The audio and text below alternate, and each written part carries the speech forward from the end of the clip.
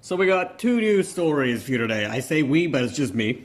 The first being, of course, about Cyberpunk 2077, because of course it is. Actually, both of these stories happened about, or took place about 2 days ago, on the 5th. And so CDPR posted on their official forums 2 days ago a statistic that I find quite interesting considering how long the game has been out for.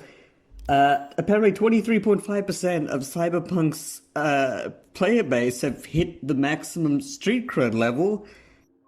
Street Cred, of course, being a sort of content gate. Basically, the higher your Street Cred level is, the more missions you have access to. And you increase your Street Cred level by completing other missions, whether they be main or side. 23.5%. 23.5%. That is nuts. So there's two possible explanations for this that I've narrowed down. One, they just played through the main campaign, these 23.5% people, and they didn't even glance at the glaring amount of side content in the game. In fact, I would argue that the main quest line for Cyberpunk 2077 isn't even the main attraction of the game. And if you're not doing any of the side content, you're missing out on the game. Because there's just an unbelievable amount. It's like side content, the game.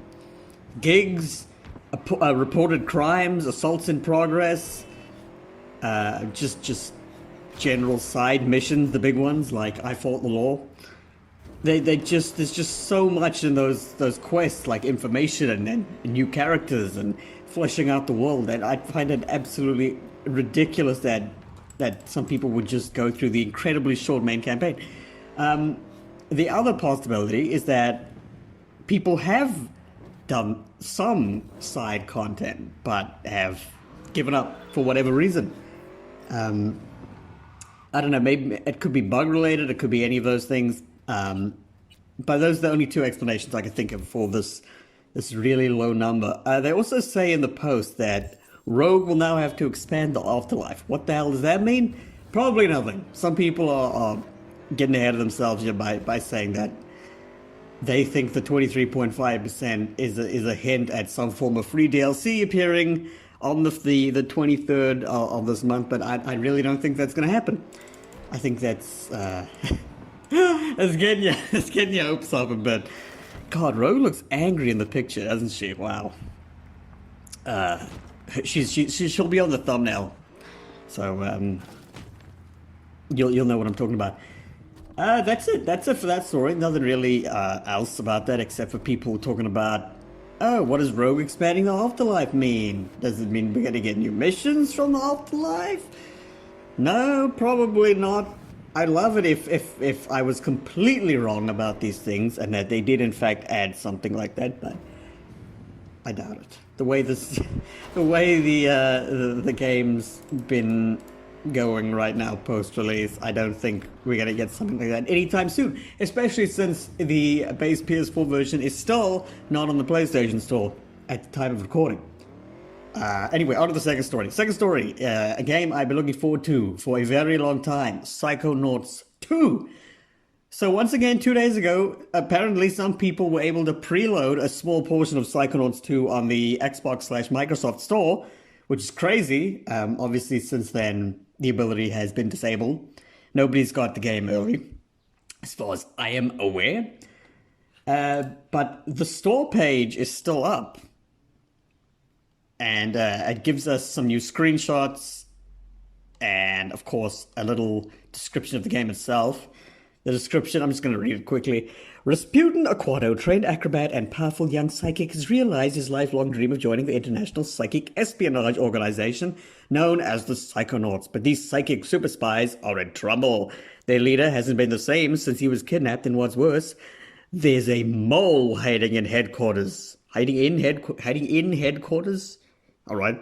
Raz must use his powers to stop the mole before they execute their secret plan to bring the murderous psychic villain Maligula back from the dead. Very interesting. I think Tim Chafer once said that he really wanted to make a sequel to Psychonauts once the first one came out. Like I think he had the plans for the sequel in his drawer somewhere, but it just never came to be. So through crowdfunding, through the magic of crowdfunding, we now have a sequel. A sequel I've been waiting for an unbelievably long time, because I am a ridiculously big fan of Psychonauts 1. The amount of time I would spend in that game just running around in between each mental world, because the kids would move around at the camp, and they'd have unique dialogue after every single major thing you do. So before you move on to the next main section of the game, it's just so nice to go around and hear like their personalities shine through, and the little miniature plots between them grow bigger, and you get to know them. You get to know them better. Also, on the I'm not on the American Microsoft/Xbox store, so they've got a PEGI 7 rating here, which is of course the European game rating system, for mild violence and fear. I suppose that makes sense, but 7+, Jesus, that's ridiculous. I think even the base Psychonauts got a 12+ for PEGI, from PEGI. I could be wrong though, but that's what I remember. I got the original PS2 version sitting around here somewhere. That's it. That's all the news for today. Interesting stuff. Try and keep it short, sweet, to the point, and I will see you all in the next video. Maybe it'll be Resident Evil Village. I decided I was initially gonna get it on day one, but I think I'm gonna wait and see a bit before I go full in. I go balls deep in this game. Cyberpunk 2077 has traumatized me, and has traumatized my wallet and my consumer's appetite. So I'll see you all in the next video. Bye.